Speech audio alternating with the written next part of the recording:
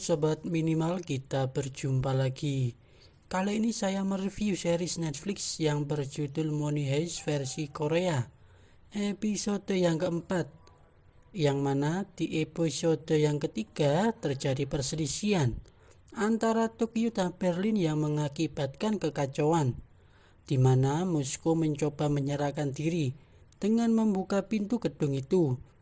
Berlin pun memberi ide gilanya, yaitu para sandera disuruh menyamar sebagai perampok untuk menyelamatkan Moskow dan Denver yang terjebak di depan gedung. Setelah ada kekacauan di depan gedung, pihak Wojin bersiap-siap menembak karena hanya satu orang saja yang diduga perampok karena menodongkan senjatanya. Pihak Wojin dengan berani mengambil keputusan, yaitu dengan menembaknya. Tapi naas, mereka salah sasaran. Yang tertembak adalah Direktur Min. Oke guys, langsung saja kita review filmnya. Money Heist Korea episode keempat. Kita diperlihatkan adegan flashback saat kelompok dari profesor mempelajari anatomi tubuh manusia guna memberikan pertolongan pertama kalau ada yang tertembak. Di sini Rio disuruh mempelajarinya. Tapi ia tidak mau, malah pergi karena tidak menyukai darah. Maka dari itu ia putus dari mahasiswa kedokterannya. Saat tiba di rumah, Rio dipaksa ayahnya untuk kembali masuk kampus. Rio pun dengan kesal pergi dan tak disadari dibututi oleh Profesor dan Tokyo di belakangnya. Ternyata Rio pergi ke tempat dugem untuk menghilangkan stresnya. Profesor pun memberi pengarahan kepada Rio agar tidak melarikan diri lagi, dan sekali bergabung dengannya maka ia harus patuh sampai rencana ini berhasil. Ia harus berani menghadapi kenyataan di depannya. Berita pun tersebar, yang tertembak adalah Direktur Min. Pihak Wojin pun menjadi kacau.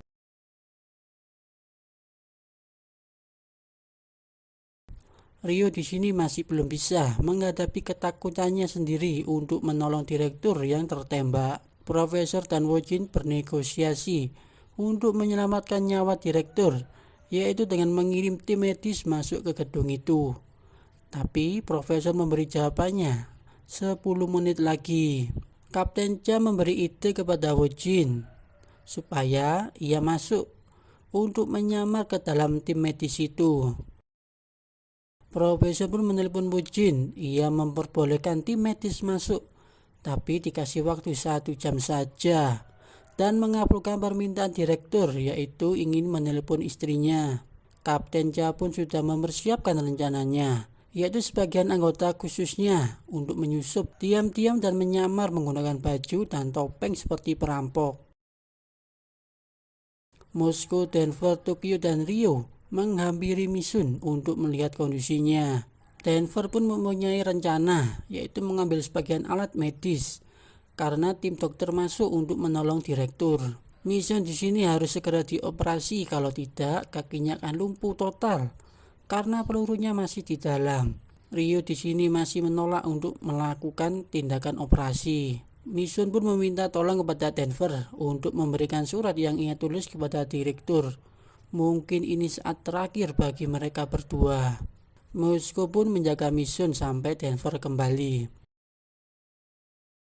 Kapten Cha berencana anggota khususnya masuk ke ventilasi yang mengarah ke dapur kafeteria. Karena rute itu tidak terlihat oleh CCTV. Tim medis pun datang dan Kapten Cha siap-siap untuk menyamar sebagai tim medis. Saat Denver hendak menyerahkan surat Mihun kepada direktur, tiba-tiba Berlin datang. Ia pun mengurungkan niatnya. Sesuai permintaan direktur, Berlin pun menelpon istri direktur dengan HP milik direktur. Percakapan ini sudah direkam oleh pihak Wojin karena istri direktur sudah berada di tenda Satgas itu. Kapten Cha menjelaskan, fokus para perampok pasti dengan operasi direktur. Tapi mereka tidak sadar bahwa mereka sudah dikepung oleh pasukan khususnya, sehingga melumpuhkan mereka sangatlah mudah. Kapten Cha dibekali kacamata kamera nirkabel guna memantau kondisi gedung tersebut. Tokyo memerintahkan para sandera menutup topeng dan memegang senjata dengan benar. agar kompak dan bersikap tenang biar tidak ada korban jiwa lagi. 53 jam setelah perampokan, tim dokter pun tiba. Mereka pun diperiksa satu persatu. Profesor pun menelepon Berlin. Ia ingat salah satu dari mereka adalah polisi, karena wajahnya tidak asing saat profesor masuk ke tenda Satgas untuk menemui Wojin. Berlin pun menyuruh anggotanya melakukan pemeriksaan dengan benar. Di saat memeriksa kacamatanya, alat pendeteksi berbunyi. Pihak Wojin pun ketakutan kalau rencananya gagal. Tapi Berlin memperbolehkan kacamata itu dipakai lagi. Tim medis pun dipersilakan masuk menuju ruangan untuk mengoperasi direktur. Di saat Kapten Cha berjalan, terlihat jelas para sandera dipaksa memakai topeng dan senjata. Wojin pun memerintahkan satuan khususnya untuk masuk ke ventilasi. Berlin pun memantau mereka untuk mengetahui motif sebenarnya polisi itu. Berlin melakukan provokasinya, menyuruh polisi yang menyamar itu melakukan operasi karena dokter asli tangannya gemetaran setelah ditodongkan pistol. Akhirnya ia mengaku bahwa ia polisi. Kelompok Berlin pun siaga. Ia mengungkapkan ia menyamar guna memastikan keamanan tim medis. Tidak ada motif lain lagi. Wojin menjelaskan bahwa Kapten Cha melakukan pendekatan berani itu agar operasi pengalihannya berjalan lancar. Biar kelompok perampok itu fokus pada Kapten Cha. Tim khusus pun mau sampai ke tempat dapur kafeteria. Profesor dengan istrinya masih curiga dengan kehadiran polisi itu. Tapi Rio mengatakan bahwa sudah memeriksa semua CCTV itu, tidak ada orang yang menerobos masuk. Tim khusus pun tiba dan mencoba masuk ke dapur itu. Operasi pun selesai, peluru sudah dikeluarkan.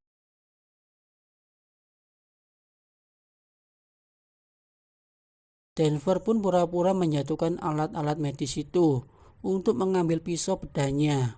Profesor mengetahui bahwa kacamata polisi itu berbeda. Mungkin ada kamera di dalamnya. Dan ini cuma pengalihan saja. Kemungkinan pihak polisi masuk lewat jalur lain yang tidak terdeteksi oleh CCTV. Profesor mencoba menenangkan Rio dan memberitahu langkah selanjutnya. Rio pun memberitahu Berlin untuk rencana selanjutnya. Setelah selesai operasi, pihak medis diantar pergi oleh perampok itu menuju keluar. Kapten Cha pun terkejut saat melihat semua berganti topeng. Wojin pun memerintahkan satuan khususnya untuk mundur dan keluar dari sana karena mereka berganti topeng dan akan ketahuan oleh pihak perampok. Kelompok Tokyo pun menyusuri tiap-tiap sudut ruangan, tapi tidak menemukan pihak polisi yang menyusup. Ternyata profesor memberi serangan balik dengan meretas HP milik dari Kapten Cha yang dilakukan oleh Rio. Profesor pun mendengar tiap perbincangan mereka di tenda itu lewat HP milik Kapten Cha. Wojin pun heran kenapa setiap langkahnya ketahuan dan selalu dipermainkan oleh perampok itu. Berlin mengadang Rio karena curiga atas ekspresinya berubah ketika bertemu dengannya. Ia berasumsi Rio merencanakan sesuatu tanpa diketahui olehnya. Denver sendiri berusaha mengoperasi sendiri Mihun, tapi ia tidak bisa. Mihun malah menanyakan kondisi dari direktur. Tokyo pun berinisiatif mencari Rio untuk melakukan operasi untuk Mihun. Saat tiba di ruangan Berlin, Tokyo dikejutkan oleh Rio bersama Berlin. Berlin pun memaksa mereka untuk memberitahu rencana apa yang mereka sembunyikan. Berlin mengancam akan menyerahkan Tokyo kepada polisi. Berlin tahu motif dari Tokyo ialah membuat rencana profesor harus berhasil apapun yang terjadi, sehingga ia tidak akan membocorkan kepada siapapun apabila tertangkap oleh pihak polisi. Rio pun memberitahu Berlin rencana yang mereka sembunyikan.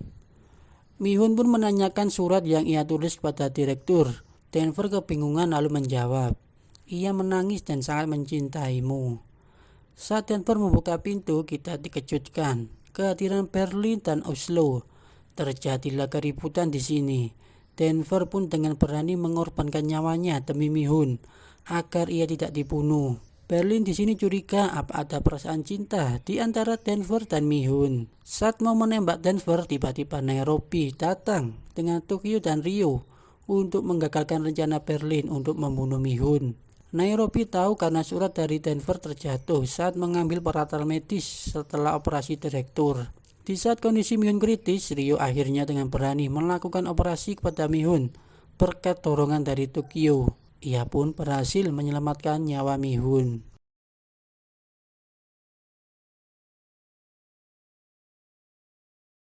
Ryo pun muntah setelah melakukan operasi itu. Tokyo pun menemaninya. Ryo menceritakan bahwa ia takut dengan darah sejak kecil. Ayahnya lah yang memaksanya untuk masuk ke dokteran karena keluarga mereka semuanya adalah dokter. Disinilah diperlihatkan benih cinta Ryo dan Tokyo muncul. Ryo berjanji tidak seperti anak kecil lagi kepada Tokyo. Ia berencana membeli sebuah pulau setelah misi ini selesai dan tinggal bersama Tokyo. Denver pun menjaga Mihun setelah operasi itu dan mendonorkan darahnya. Mihun pun tahu bahwa perkataan Denver mengenai jawaban direktur itu adalah bohong. Di sini juga terlihat benih-benih cinta antara Denver dan Mihun mulai muncul. Tokyo pun menelepon profesor dengan mengatakan bahwa Mihun masih hidup dan disuruh melihat sendiri lewat CCTV. Profesor senang dan memilih Tokyo sebagai pemimpin sementara. Profesor memberi Berlin hukuman dengan dikurung dan diikat di sebuah ruangan. Berita negatif pihak polisi yang salah menembak pun tersebar luas di seluruh dunia. Publik pun menginginkan pemimpin satuan itu Wojin diganti. Hal ini membuat Wojin menjadi stres karena bebannya begitu besar. Setelah sampai di rumah, ia disambut oleh ibunya. Ibunya pun mempersiapkan makanan untuk Wojin. Tapi penyakit pikun ibunya kambuh, sehingga membuat Wojin menjadi tambah sedih lagi.